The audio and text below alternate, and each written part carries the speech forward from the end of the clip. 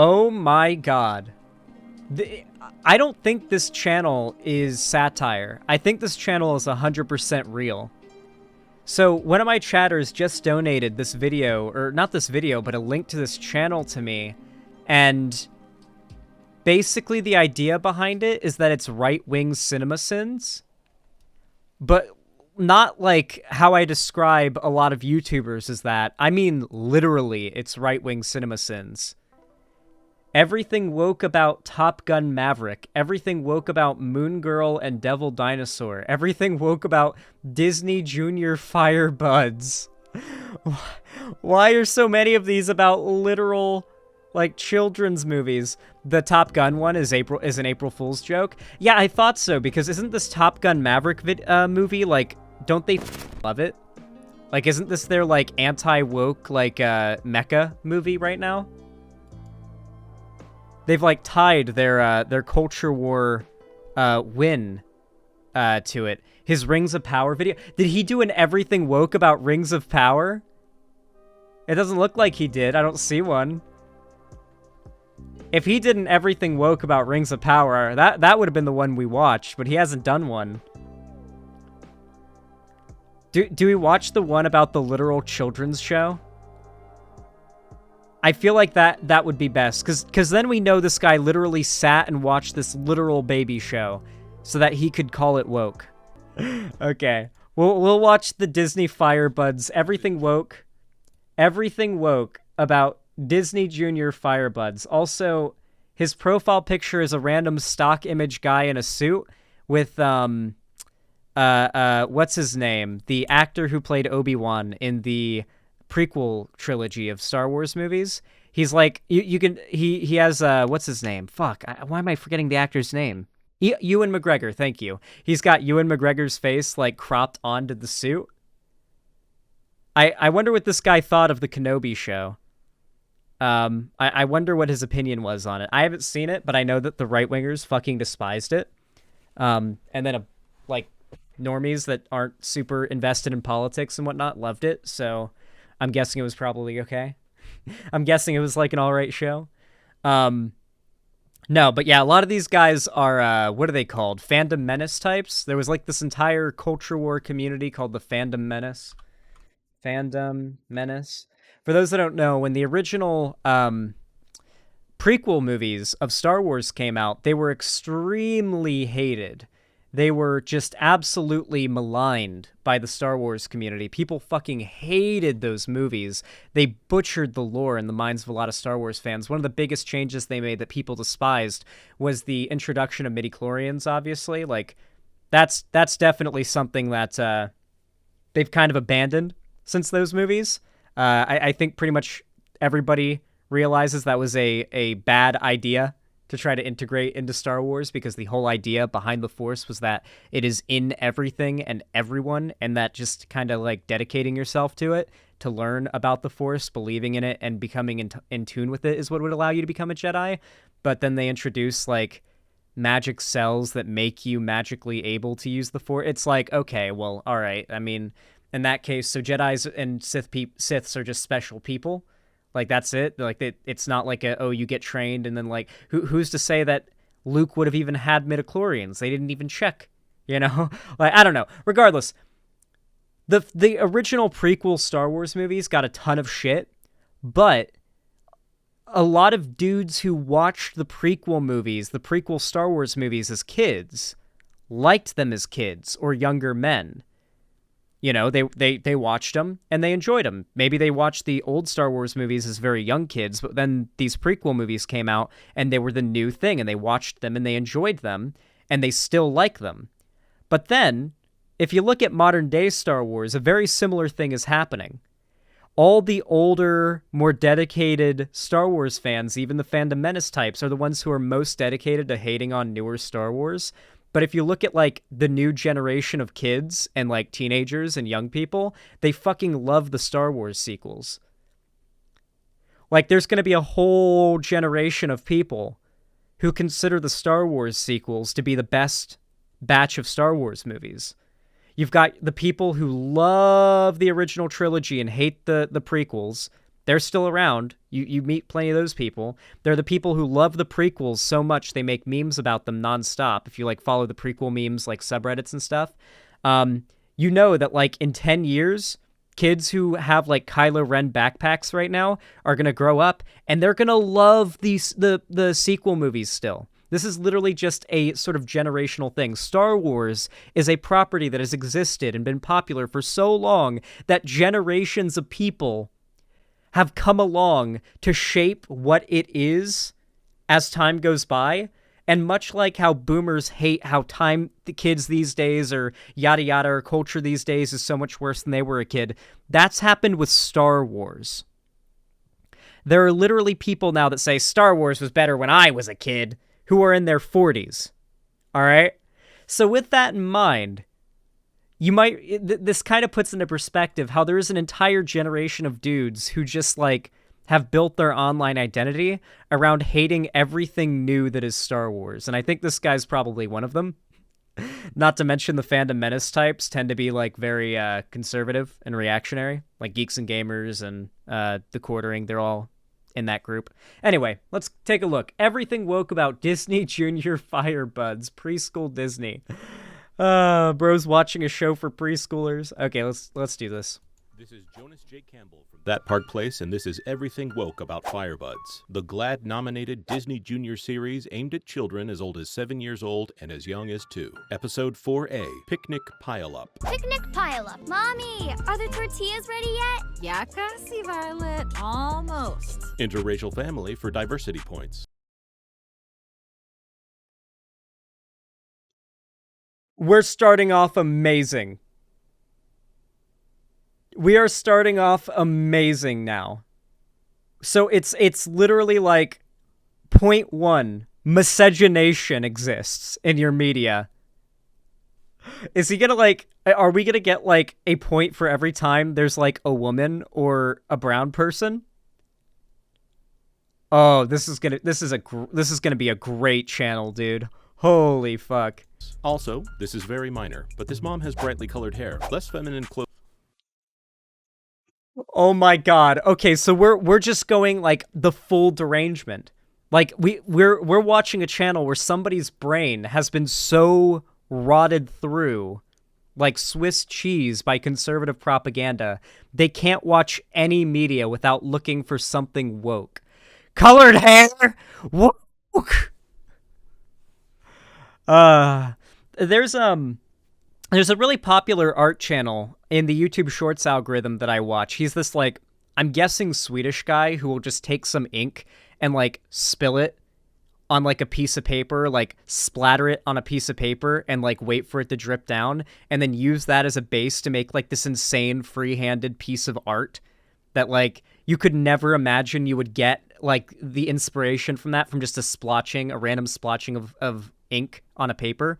But his art's amazing, and he does, like, time lapses and posts them on YouTube Shorts. And he said something that was pro-LGBT in, like, the voiceover of one of his shorts, and got literally swamped with comments shitting on him for being pro-LGBT. And saying he's gone woke and everything is woke now. Why's everything got to go woke now? So he brought up, he made another, video where he's like making another piece of art. But in the audio voiceover, he says, so he's like an old man, big beard, long hair, and he's like an old Swedish man. He's like, so I got a lot of messages on my most recent video where I said that there are a lot of people who do not respect the gay identities. And they were asking why everything has to be woke now in the comments. And to that, all I have to say is you are only seeing woke where you're looking for it. Like, basically, it was like it was like a quote. He directly quoted some author or something, and it was a very good quote. And it basically rounded out to, you're only seeing this, like, gayness and everything because you're looking for it. Like, you see a woman wearing clothes that aren't traditionally feminine and you scream woke because that's what you're looking for. You're clearly so brain poisoned by this that you can't even enjoy media without having your time ruined by anything that you interpret as, left wing. No. Old Swedish man. Old Swedish man this guy was. He's big in the YouTube Shorts algorithm. Clothing and is obviously signaling for a non-traditional beauty standard. Vagabond Ambrose household. Hyphenated last names to defy the patriarchy. Are they a married couple that didn't take each other's last names? Or are they like... Are they friends or roommates living in the same house? So they answered it by saying, this is the blank household. Guys, I need you to understand, this is how fragile conservatives are. And I want you to know, this channel's not very big, but this still has a few thousand views. There is an audience for this type of content, an audience of people just going out to watch content based around getting mad about tiny little things in children's shows that could be interpreted as woke. Mr. Ambrose, it's Bo Biani. And this roommate that lives with them has yet another name. I guess I'm relieved she's not married to her car, but it does bring up a question. If these vehicle people are viewed as persons, are they subservient to their human counterparts? Do they have free will to come and go as they please and responsibilities within society? Or even simply put, whose name gets put on the lease? If they do, then that's a lot of hyphenation. It's hard to see past the mess. So, is the idea behind this to, like, kind of couch the fact, like, the patheticness of making this type of video and the idea that it's ironic? Is that is that what he's trying to do? Not that it's satirical, but that it's ironic, you know? Like, yeah. You know, I mean, I believe everything I'm saying in the video. Sure, I'm against the woke, and I think these things are woke, but, you know, just, it's ironic that I'm covering this children's show. Yeah, because it's kind of a joke that anyone would do this. Like, a grown man would make this video. Is kind of pathetic. Mess in the kitchen. It's very messy. Male vehicle feels entitled to comment on women making a mess in the kitchen. How Okay, is this satire? But that's not woke. Wait, a thing that isn't woke just happened. Wait, I feel like if I was making this video, I would not want to touch this. Part of the... okay. patriarchal. I can't make it to our rescue drills today. My mom's and Axel's dads have the day off. Not only are they putting an LGBT parental relationship in a show aimed at preschoolers, but in this show, the vehicle counterparts also have two gay vehicle dads. What a demographic anomaly that almost 60% of the characters in this episode so far are LGBT. Really?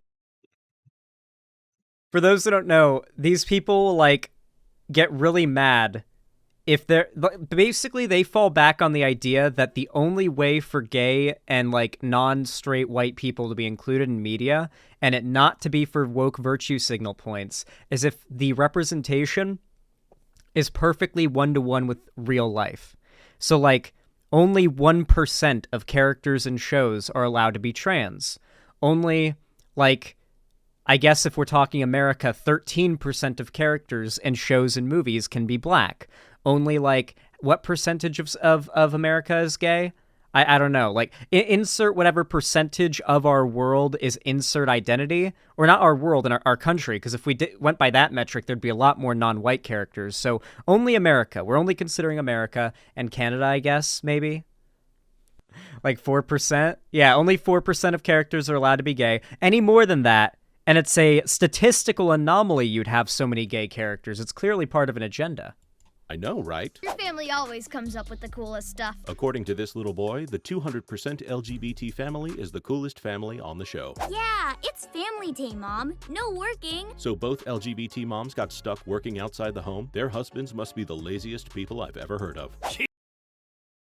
I thought, aren't they gay? Okay. He's not working. She's just giving me a tune-up. The gay semi-holler dad is forcing the LGBT mom to work on her day off. Is that a break? What? What? What? How? Is it woke because it's framed as bad? That the LGBT mom has to work on her day off? Dude. This is so oftentimes I'll say that I'm jealous of these people because I wish I could live in a world as like lacking of real problems as they live in, where it's like the biggest issues we face are things like pronouns and gay people in kids shows. Like if these were really the biggest problems our society was facing, oh my god, the world would be amazing. I'm so jealous of these people's blissful ignorance they live in. But I think this guy has actually gotten to the point where his derangement about reality has gotten to the point where he lives in more fear and terror than normal people do of actually real problematic things. I feel bad for this guy. Imagine like not being able to watch a single bit of media without interpreting everything through this hyper political of a lens. Like, you're watching a new Marvel movie and you literally can't stop noticing every non-white character on screen, or every character who's a woman, every character who's gay or dressed in a way that's not traditionally feminine, traditionally masculine, like every character who maybe looks like possibly they're gay, every like... At this point, we're talking like a gay character doing something is woke now. So this must be hell. One day, we came to the... Wait, how different is this from schizophrenia? Like, how is this, like, measurably different from schizophrenia? I'm very curious. For some reason, we've just decided that this entire, like, group of mentally ill people should have an entire name given to them and be allowed to, like, run the country. They're called Republicans. Like, instead of, like, accepting this group of people as mentally ill, we were like, you know what? Nah, they deserve to be given a platform and have a fair fighting chance to destroy our democracy. Let them use the democracy to destroy it. You know, it's their opinions. You know, you can't let them not take part just because they want to destroy democracy. Like, bro. Park to play badminton, but we forgot to bring a birdie. And Mom happened to have a brake pad in her pocket, so we invented brake padminton. Whoever wrote this script obviously thinks the word pad implies that the brake pad is soft. But let me just tell you, you don't want somebody chucking one of those things at your head. So, child endangerment, I guess. Child endangerment is woke? Wait, is this an anything everything woke about, or an everything wrong with? Or is it both? Any other questions? I've got a hunch. It's time for lunch. That's our lunch chant. Lunch chant? I know. They make up the coolest things. The 200% LGBT family is the coolest family ever in a show marketed to preschoolers. Before we eat, let's take a moment to express Remember, guys, kids knowing gay people exist is bad, I guess, for reasons. an attitude of gratitude. The appropriation of religious sacrament for secular mockery in a show aimed at preschoolers. So, the show teaches what you interpret to be an exclusively Christian value. So it's the appropriation of Christian value? Like, you think generosity is a Christian value that a secular show is bringing up for mockery? Thank you is... Yeah, I guess thank you is religious mockery. I mean, yeah, fuck religion. Right? Like, there was a point where all these guys were, like, fedora tipping atheists, but then the God pill became super popular with the right. Like, the young, like, anti-SJW right-winger types. So now it's like, this person made Christians upset. This is offensive to Christians. We've got to stop this. And then the rest of the time, they're like, we like free speech, and we're really edgy. And I'm grateful that you're all going to try my tacos before they get cold. Double sacrilege. This is satire, right? Do you think maybe there were some good points to eugenics, maybe? Like, targeted at the right group of people. Eugenics? Like, is it really all that bad? Like, really? Like, let's just think about it for a minute. Like, this video's getting me there, guys, okay? Listen, every single day I have to deal with conservative bullshit. I get pushed closer to the final solution for conservatism, okay? There is only one final solution to the conservative question, guys. Where are you going? We have to see if anyone's hurt. Both parents are working, which is already a problem, but specifically in this case, they leave their child unattended without coordinating for supervision in a show aimed at preschoolers. Okay. We're entering super retard mode right now, so let's get down to this guy's super retard level. Every children's show, for the most part, generally presents the kids in a setting in which they can be, like, out and about without their parents' supervision, because typically it is the fantasy of kids to be able to go outside and wander about and do whatever the fuck they want without their parents needing to know where they are. But unfortunately, especially since the 80s when the, Stranger Danger scare started, that has very much not become a reality for children anymore. Prior to the 80s, letting your kids go outside and just wander the town all day and they come back when it gets dark and you just don't see them till the sun comes down was just expected. My mom, when she was a kid, like her mom sent her and her brothers just... when the sun came up, if it was summertime, they were to go outside and to not come home until it was dinner time. That was what was expected. Before the internet and TV and the Stranger Danger scare and all that was what was expected. Like, your kid goes out with his group of friends, and hell, you've seen fucking It and Stranger Things and whatnot. This is very common prior to the Stranger Danger, thing. And everyone realizing, like, wait, fuck, leaving our kids unattended might not be that safe. Maybe it's not the best idea. Between the two of you, who's tripping harder? I am not tripping hard enough right now. I need more weed. I'm about to take a double Blinkerton right now. I need to get on this guy's, mental level. And it's going to require a lot of fucking weed. I need, a 300 milligram edible right now. Doubly so when you count the gay ambulance dad and the gay semi-hauler dad. Let me restate this point to be clear. A preschooler watching this show should not look at this situation and think that both parents might abandon them while they're in the park.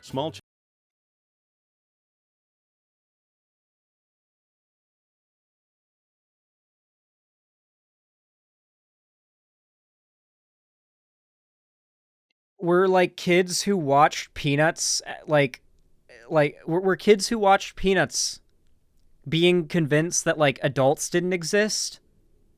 I don't, or, if you watch, when I watched Ed, Edd and Eddy as a kid, there were no adults around. Does that mean, the kids were, I didn't think the kids were just abandoned. Although, to be fair, Double D did have, literally neglectful parents, but still, this is the biggest reach I've ever seen. This is the mind of the conservative, guys. This is where they're headed. They're literally reaching the deranged level of rhetoric, and that's what's going to end them. At least this age of their cultural dominance. I've told you guys for a while that we're currently in the peak of right-wing cultural domination online, but it is going to come crashing down just like it did before, and I think we're in the beginning of that. I think we're in the beginning of the end of that peak of right-wing cultural dominance, and I think it's going to happen. I think the fall of all of this, the crumbling down of this Gamergate 2 era, is going to happen as we continue to see the right get more and more deranged as they stay comfortable in their culturally dominant position. They're getting more and more careless, thinking that, just everyone's going to agree with them and be against the trans groomer attack helicopters just by default. But, they're getting pretty crazy. They're getting pretty insane. And they're really destroying their reputations. And I really don't know if this right-wing cultural dominance that we're experiencing right now has long left in it. It's a bright burning candle, but bright burning candles burn away awful quick. Children especially absorb more than you think, and this show disregards how much those young minds absorb. You were in an accident, Mrs. Khan. Why do you think they made the LGBT character chubby? In other words, they didn't have to do her like that, did they? It's okay.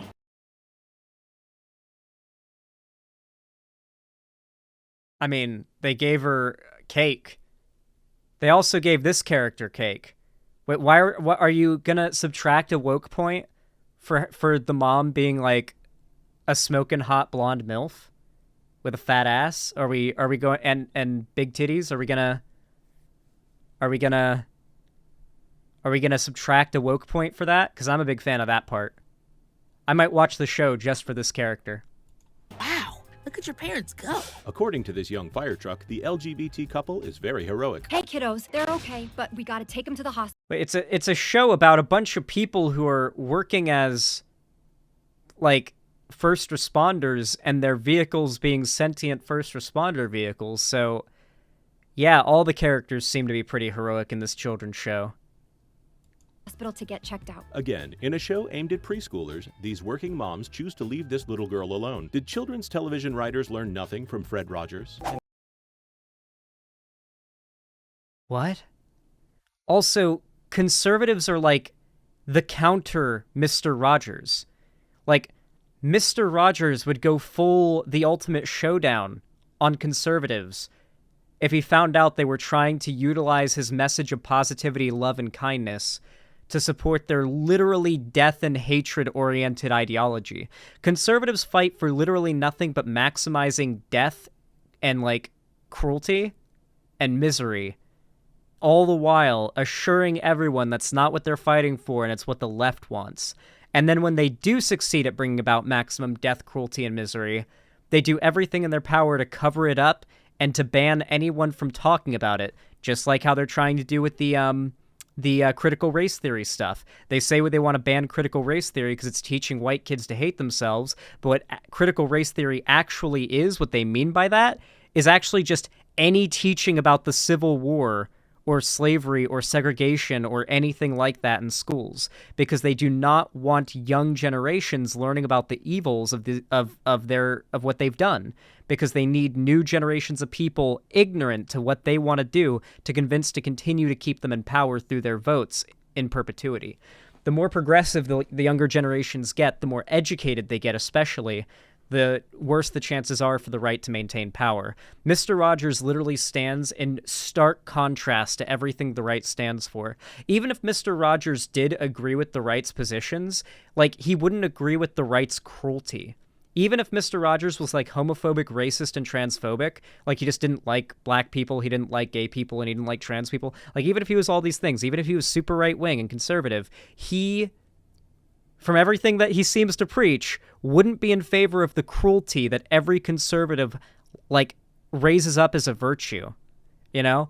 Right-wingers get mad when I say that they fight for cruelty, death, and misery, but they love proving it right very quickly after. Let me show you guys a very funny thing that happened in my comment section recently. I made a video about how why the right values cruelty, and, like, why the right sees hate, like, you know, cruelty towards minorities and people on the left and whatnot as, like, a virtuous and heroic act. And a conservative did not like that. So they decided to comment this on that video. Well, I guess you can't really see it, so I'll just read it to you guys. They commented this: "Most of the examples of liberals thriving on cruelty are way more disgusting than that of conservatives, at least from what I've seen. Remember, lib or conservative, black or white, male or female, there are good ones, bad ones, and neutral. Don't let this head-ass try to brainwash you into thinking because of this one example, all conservatives thrive on cruelty. Most of us are out here trying to live our lives, and we don't go out of our way to cause misery. I suspect that's how most people and the media has a way of focusing on the bad when and where they need it." So this person comments that, you know, very cool, very, very neat. You know, okay, sure, maybe they just disagree with my point, right? You know, maybe they're not a cruel person. They disagree with my point. They haven't seen conservatives be cruel. They don't think that conservatives value cruelty towards minorities of the left, right? They're not mean people. But then 8 hours later, comments on a completely different video. 8 hours later, replies to a 10-hour-old comment on a different video that just says first, saying, "First on a baby streamer's crappy video, congrats, you win life." Replying to a random person 10 hours before who'd commented first on a different video 9 hours after that first comment saying that conservatives don't value cruelty. So, like, when right-wingers will get very mad when you point this fact out because, like, you know, when you point out, hey, by the way, conservatives are just, like, overtly cruel and evil people. They're like, no, we're not. But they can't help themselves from actually being that, because that is a core tenet of conservatives. They can't be nice, decent people because, well, then they'd be accepting of identities that aren't like them and they wouldn't be conservative. And, you know, that's just not how conservatives work. Neighbor? Why do you have to go? Can't you call someone who's on duty? She's right. I'm sorry, sweetie. We want to stay, but it's an emergency, and we're the closest. It's our job to help people in trouble, even on our day off. Even the gay fire truck is voting to ditch the kids. How toxic. But that's what first responders do. Like, if you're a volunteer fireman and it's your day off and there's a fire and they're under, like, manned, you're gonna get called in. They'll literally call you in at 3 a.m. if they have to. Like, you can be dead asleep and they'll call you in at 3 a.m. I've known several volunteer firefighters. My boss, when I worked as a lifeguard, was a volunteer firefighter part-time while being the manager for all the lifeguards at the park. Like, I think that's the same for EMTs as well. Like, even on their day off, EMTs will get called in if the hospital's understaffed and they need more EMS vehicles being driven out. I know that cops do this as well, so, like, this is just a depiction of what happens, which is weirdly realistic for a children's show, actually. Masculine. Well, we better get this show on the road. There's always traffic at lunchtime. Classic gay semi-holler dad. Promise you'll come back as fast as you... Wait, is the joke about gay truckers? Is that the joke? Is it a gay trucker joke? Wait, but he's not a semi-hauler either. He's a fire truck. This is an ambulance and this is a fire truck. If he was like a tow truck, that would have made sense. That joke would have made sense if it was a tow truck or like a truck like for truck drivers to make large deliveries. But this is just an emergency vehicle. What's the joke here? He doesn't recognize a fire truck? Conservatives don't go outside. There's too many woke people out there. Do you know how woke real life is? Conservatives don't go outside. Come on, get real. At lunchtime. Classic gay semi-holler dad. Promise you'll come back as fast as you can? Fast as we can. If I know my Disney, both of these parents are about to die in a shipwreck. Remember, cariño, no matter what pops up, you mean more to us than anyone. Why are they leaving their daughter in this park? They have multiple vehicles and multiple passenger seats. Is there something more important that they don't want to move? Your parents were like rescuing and racing and whoa! I want to be an ambulance. LGBT moms are the heroes of other first responders, like people who run into burning buildings for a living, or police officers that put their lives in danger every day to protect the city. Thanks, Disney, for clearing that up. The characters are first responders. That they are. Well, yeah, of course, he's a massive bootlicker. Like, listen, every conservative has the rubber of the boot very far down their throats, okay? They're deep throating the boot, okay? They love the cops, and they love the government, unless the law is... They love law and order until someone they like has broken the law. It's why they're all losing their shit over Andrew Tate being charged. It's why they're all losing their shit over Donald Trump being charged, because it's law and order until it's someone they like. Law and order only for the left. All I wanted was one day with my moms, but then they had to go to work. Yikes. It occurs to me that if you count biological parents and the gay vehicle dads, this little Asian American girl has been abandoned by more people than are in this episode. Why do they always have to go? They're paramedics. When there's an emergency, they're the first ones to go help. It's just, sometimes I wish they did something else, so we could spend more time together. Be careful, Firebuds writers. You're starting to make a really good case for the traditional stay-at-home model of motherhood. They're busy. I think they're closer to making a good argument against capitalism and the fact that stay-at-home mothers are less common because two-income households are becoming more needed. Like, bro, if you want there to be more stay-at-home moms, make it so there can be more single-income households. And that's a bit of a capitalism problem, my friend. The later the stage of capitalism, the more people are going to have to, the more jobs people are going to need, the more incomes households are going to need, the more pay people are going to need, the more money people are going to need for groceries because inflation increases. Like, just going to keep getting worse. Mom were supposed to pick us up. Wait, so this little car has two moms too? Is Gearbox Grove like the gayest automobile city in the world? Ain't this place a geographical oddity? Little Con, your moms were the ones in the accident. Everybody's leaving their kids alone in this show. Did Hayao Miyazaki direct this episode? This is What was that reference? Chad, I feel like I should get that reference. Who's Hayao Miyazaki? Why do I feel like Miyazaki's a pretty common last name? Is it an anime reference? This guy's like an anime nerd? Chat, let it be known, I have seen 3 animes. Spirited Away. Ah, okay. I know that's pretty popular. Studio Ghibli. I have seen 3 animes in my entire life. Only the good ones. Only the ones that are peak, okay? I've seen Attack on Titan. Just got caught up on all of that recently. I've seen Cyberpunk Edgerunners. Pretty good. And I've seen Death Note. Also really good. I only watch peak anime, okay? He's making anime references. This dude is totally a lolicon. You know, he is also watching and like finding excuses to make a lot of videos about these children's shows centered around children's characters, or like children characters, but you know, we won't look too deeply into that, even though conservatives look very deeply into any trans person they want to call a pedophile, and we'll just do that. an emergency. The picnic will just have to wait until we get back from the hospital. You know, you sound just like your moms. The arc of this episode glorifies the LGBT moms and their choice to leave their child alone while work comes first. I know. Well, I feel like it's kind of making it seem like the moms need to spend more time with the kid, but maybe not. I know what it's like to miss your moms. Those LGBT moms are just off saving the world. Seems to me you already are a great paramedic. I think they're just at work. Just like your parents. The music swells and the show acknowledges that the LGBT moms are the aspirational figures in a show aimed at preschoolers. Now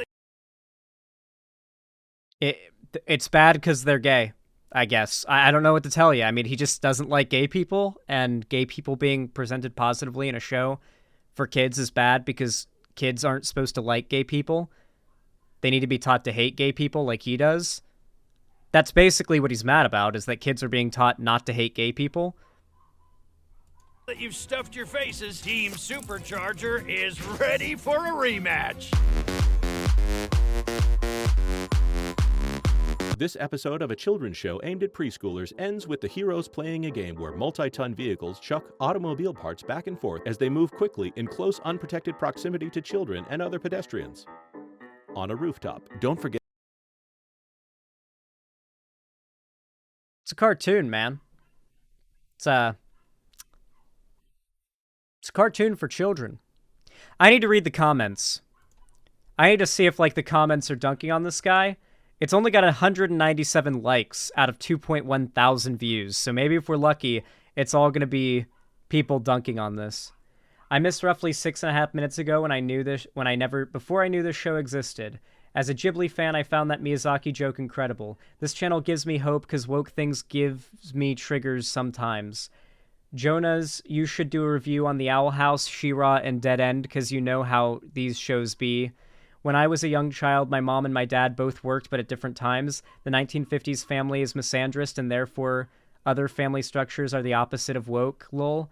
This episode is definitely still woke, though. 60% of the characters happen to be LGBT, and the moms abandon their freaking child. Woke is when gay characters and child abandonment. So, like, I guess the conservative definition of woke includes minorities existing and any bad action, like raping a kid or abandoning a kid, killing children. They've called the school shooting that happened woke. They call grooming woke. They call pedophilia woke, but then they're also all pedophiles. They call child abandonment woke. They call black people in a movie woke. They call gay people. Yeah, they call it the woke shooting. Have you not seen the conservatives calling it a woke school shooting? Because it was done by a trans person? So all bad things and minorities are woke by the conservative definition. That's pretty much their definition. All bad things that everyone agrees, like, across the political spectrum is bad, and minorities. That's what woke is. Yeah, you stubbed your toe, woke chair.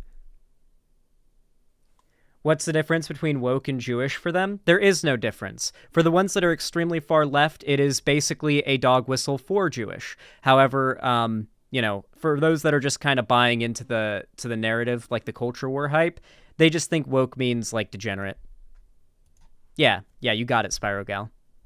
Jesus Christ. Well, that was insane. That guy has serious mental issues, I think, and I really hope he gets some therapy because I honestly don't know if I would be able to live if I couldn't watch a single piece of media without, like, my brain wanting to explode because everything is woke, I guess. All right. That's really all I have to say about it. That was mind-numbing. Read the channel description. Oh, yeah. I'll leave you all... Jonas J. Campbell. I'll leave you all with the channel description, okay? When giant media companies try to pat themselves on the back in their never-ending quest to modify traditional values, we're here to make sure they get all the credit they deserve. There you go. Well, this is the future of conservative content, guys.